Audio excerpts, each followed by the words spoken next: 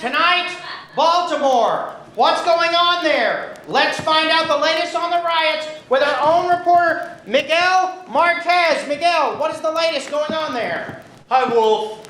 I'm here in Baltimore, the city known as the city of brotherly love. And there isn't much love here today in the Big Apple. I've got to say, Miguel, I've never seen anything in the history of the United States like these LA riots that are going on in Baltimore. Yes, Wolf, these LA riots are tearing at the heart of Baltimore. Or as it's known around the world, the Windy City. Fortunately, the riots began after Baltimore's famous Mardi Gras festival. Well, hopefully this great city will survive. I think it will, Wolf. It survived that incident in 1947 when a UFO crash-landed into the region of Baltimore known as Area 57. Still a lot of mystery about that, Miguel. Thank you so much for your update from the Motor City. Thanks, Wolf. Now joining us with more insight on the riots here in the studio is Beth James, a professor of sociology from Baltimore's very own University of Chicago. Thank you, Wolf. You know, when we think of Baltimore, many Americans think of the city where in the War of 1812, Francis Scott Key wrote our national anthem all about that base. And don't forget, Beth, Baltimore is the setting for the classic TV show, Dallas. Exactly, and many of those props and costumes are actually on display at the Getty Center, which of course is also in Baltimore. You know, it is great being right and having all your facts straight all the time here on CNN.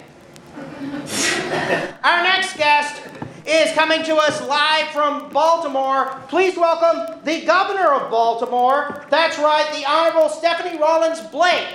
Woo! Hello, Wolf. Just a correction. I am the mayor of Baltimore, not the governor. I'm pretty sure you're the governor. No, I'm the mayor. Baltimore is a city, and cities have mayors, not governors. Except CNN said you were the governor, so you are indeed the governor. Governor, speaking of which, how did it feel and what was going through your mind when you were beating your son for being in the riots?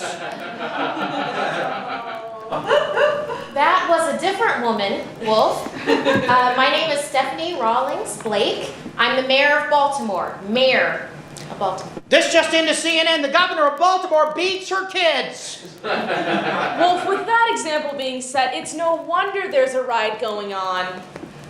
Okay, no, that is not me, and I do not beat my kids.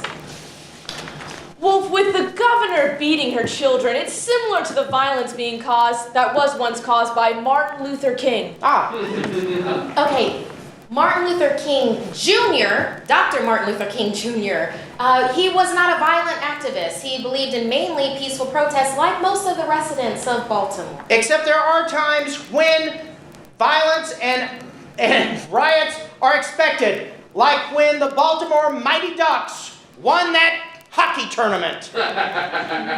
Or when you did minus 4,000 points on Celebrity Jeopardy. Actually, it was negative 5,000.